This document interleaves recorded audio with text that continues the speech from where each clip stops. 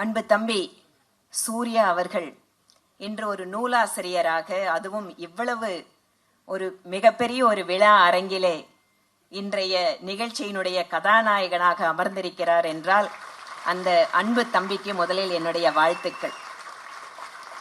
2013 வருடம் அல்லது 12 வருடம் என்னோட வீட்டுக்கு ஒரு மாணவராக இந்த தம்பி வருகிறார். நான் பிஜேபி எனக்கு ரொம்ப பிடிக்கும். பூனேல லா காலேஜில் படித்தேன். நான் இங்கே பிஜேபியில் நான் அசோசியேட் பண்ணிக்கணும்னு ஆசைப்படுறேன் அப்படின்னு சொல்லிட்டு 2012 வீட்டுக்கு வராரு. அதற்கு பின்பாக அரசியல் களம், அதற்கு பின்பாக அமைச்சருடைய உதவியாளர், அதுக்கு பின்பாக நேரடியாக அரசியல் களம், அரசியல் களத்திலே ஏற்ற இறக்கங்கள், தன்னுடைய வீட்டிலே இருக்கின்ற எனக்கு ஒரு மூத்த மகனை போல சில சமயம் நான் நினைப்பேன். ஏனென்றால் என்னோட குழந்தைகளோடு அவர் எப்பவுமே நெருக்கமா விளையாடிட்டு இருக்க பார்க்கும்போது வீட்டில் இருக்கின்ற இன்னொரு மகனாக நான் பார்ப்பது பழக்கம். அந்த ஒரு மூத்த மகன் இன்று தேசிய அமைப்பு பொதுச் செயலாளரை, அவருடைய அந்த ஆர்வம் என்பது எப்பவுமே தேசிய அமைப்பு பொதுச் செயலாளர் தமிழ்நாட்டில் நம்மளுக்கு கட்சி அரங்கத்தில் அவரை பத்தி நிறைய தெரியும். ஆனால் பொதுவெளியில இந்த மாதிரியான நிகழ்ச்சிகளை ரொம்ப குறைச்சலாதான் கலந்துக்குவார். வழக்கமாக இந்த மாதிரி எழுதுபவர்களுக்கு மிகப்பெரிய ஊக்கம் கொடுப்பவர்.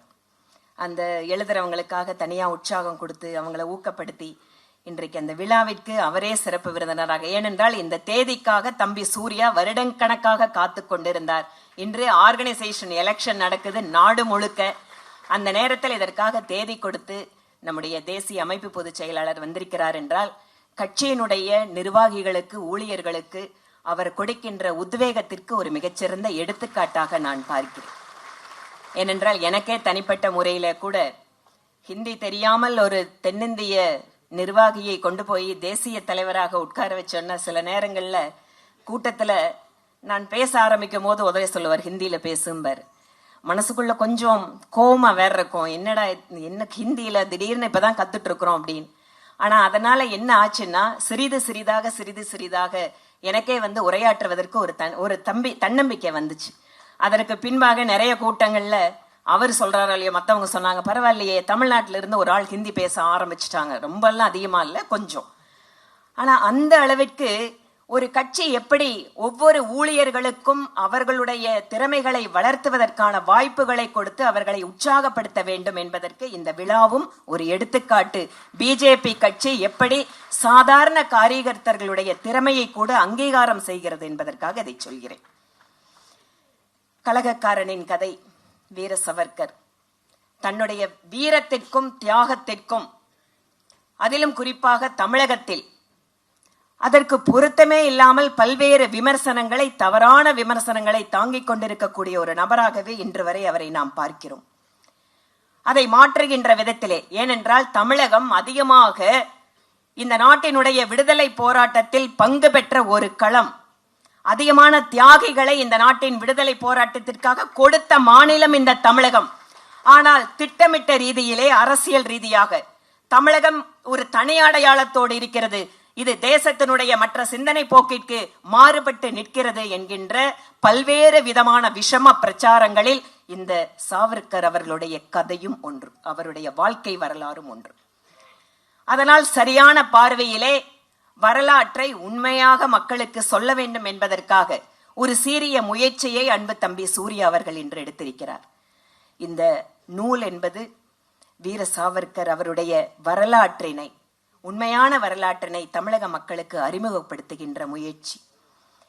எத்தனையோ ஆயிரக்கணக்கான நபர்கள் நம்முடைய கண்களுக்கு தெரியாமல், அவர்களுடைய தியாகத்தை பற்றி வெளியே தெரியாமல் எத்தனையோ பேர் இந்த நாட்டுக்காக தங்கள் வாழ்வை அர்ப்பணித்திருக்கிறார்கள். ஆனால் தன்னுடைய வாழ்வை கொடுத்தும் கூட அதை தவறான விதத்தில் ஒரு தலைமுறைக்கெல்லாம் சொல்லிக் கொண்டிருக்கின்ற வேலையை இதற்கு முன்பாக அரசாங்கத்தில் இருந்தவர்களும் செய்து கொண்டுதான் இருந்தார்கள். வீர சாவர்கருடைய உண்மையான வரலாறு என்பதும் அந்த மாபெரும் தியாகியினுடைய அந்த புனிதமான அந்த வாழ்க்கைக்கு அங்கீகாரம் என்பது பாரதிய ஜனதா கட்சி மத்தியிலே ஆட்சிக்கு வந்ததற்கு பின்பாகத்தான் நடைபெற்றது. அவருடைய பெயரிலே விமான நிலையம் முதல் கொண்டு இன்று காலம் கடந்தாலும் பாரதிய ஜனதா கட்சி இந்த நாட்டிற்கு தியாகம் செய்தவர்களை, உழைத்தவர்களை அங்கீகாரப்படுத்திக் கொண்டே இருக்கிறது. அதற்கு சாவர்கரும் ஒரு உதாரணமாக இருக்கிறார். இன்று தமிழகம் ஒரு கடினமான சூழலில் இருக்கிறது. இங்கு திராவிட மாடல் என்கின்ற பெயரிலே நாட்டினுடைய ஒற்றுமைக்கு எதிராகவும் இந்த நாட்டு மக்கள் அனைவரும் ஒன்றாக இருப்பது என்கின்ற இயல்புக்கு மாறாகவும் ஒரு அரசியல் சித்தாந்தத்திற்காக தமிழகத்தினுடைய மக்களுடைய மனதை மாற்றுகின்ற முயற்சியில் இறங்குகின்ற இந்த காலகட்டத்தில் வீர சாவர்கருடைய இந்த நூல் என்பது காலத்திற்கு மிக மிக தேவையான ஒன்று. அன்பு தம்பி சூர்யா அவர்கள் மிகச்சிறந்த எழுத்தாளர். இந்த புத்தகம் மட்டுமல்ல, அவருடைய பல்வேறு கட்டுரைகள், இன்னும் கூட பல சில நூல்கள் எல்லாம் இருக்கிறது. வடகிழக்கு மாநிலங்களை பாஜக வென்ற கதை என்கின்ற புத்தகம் எல்லாமே அவருடைய எழுத்து திறமைக்கு சான்றாக இருக்கிறது. வழக்கமாக அரசியல் மக்களுடன் நெருக்கமாக இருப்பது வெற்றிகரமான அரசியல் என்றாலும் கூட அரசியல்வாதிகள் எழுத்தாளர்களாக மிகச்சிறந்த பேச்சாளர்களாக அந்த திறமையும் சேருகின்ற பொழுது அது ஒரு முழு பயனை இந்த சமுதாயத்திற்கு கொடுக்கும். அந்த வகையிலே அன்பு தம்பி சூர்யா அவர்களுடைய வருங்காலத்திற்கும் அவருடைய அரசியல் வெற்றிக்கும் இந்த நேரத்தில் வாழ்த்துக்களை தெரிவித்துக் கொண்டு விடைபெறுகிறேன். நன்றி, வணக்கம்.